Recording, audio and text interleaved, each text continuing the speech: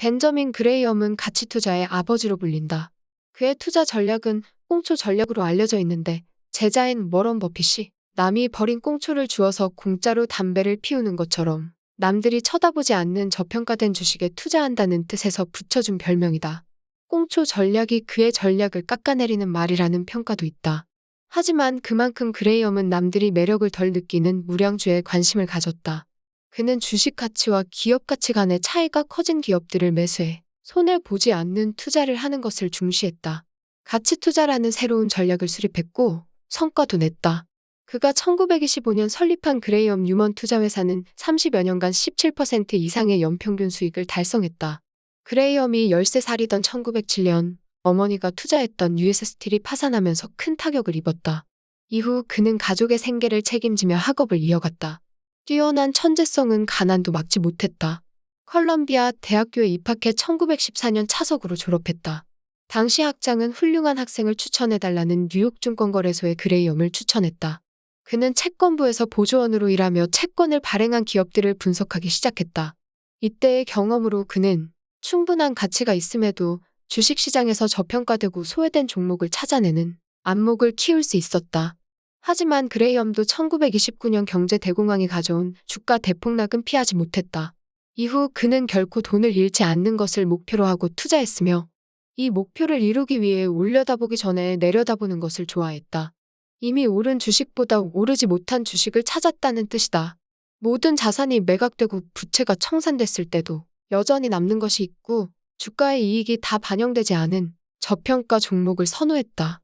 즉, PBR이 낮은 주식을 골라 투자하는 방식이라고 할 수 있다.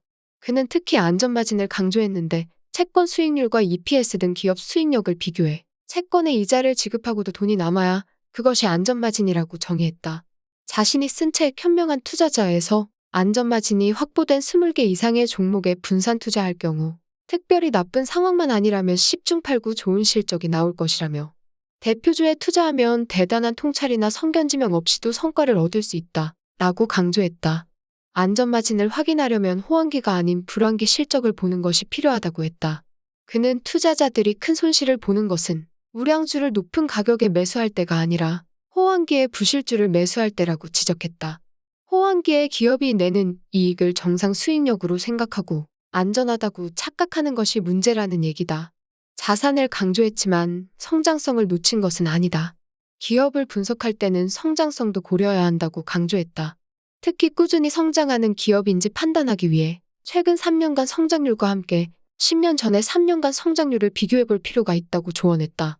그레이엄은 투자자들에게 철저한 분석에 기반한 투자를 할 것을 강조했다.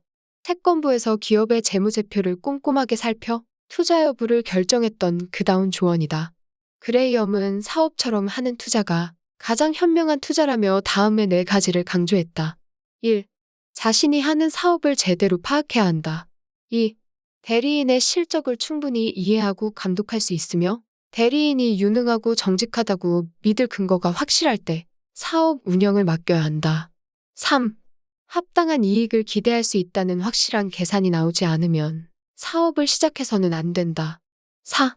막연한 낙관이 아니라 확실한 숫자를 바탕으로 투자해야 한다. 그레이엄은 특히 사실에 근거해서 결론을 내렸고 이 판단이 건전하다고 믿는다면 남들의 생각과 달라도 실행할 수 있는 용기를 갖추라고 조언했다.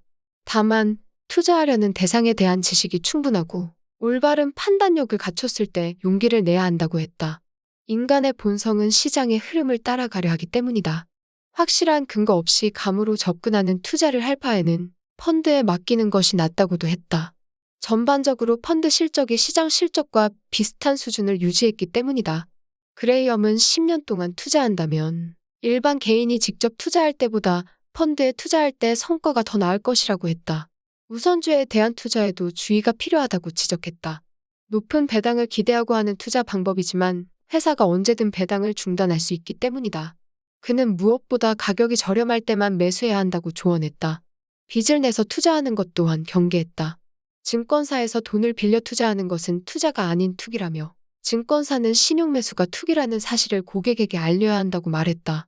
채권으로 투자를 시작한 그였지만 채권에 올인하는 방식은 권하지 않았다. 인플레이션을 제대로 방어할 수 없다고 봤기 때문이다. 주식 투자 역시 인플레이션을 완벽하게 방어한다고 할 수는 없지만 채권보다는 낫다면서 모든 재산을 채권에 투자하는 것이 가장 위험하다고 강조했다. 비중 조절이 어렵다면 절반씩 투자하는 것이 대안이 될 수 있다. 그레이엄은 적정한 비중을 25에서 75%라고 했다. 예를 들어 주식 시장이 하락해 바닥이 왔을 때 포트폴리오에서 주식 비율을 75%까지 올리고 나머지는 채권을 담는 방식이다.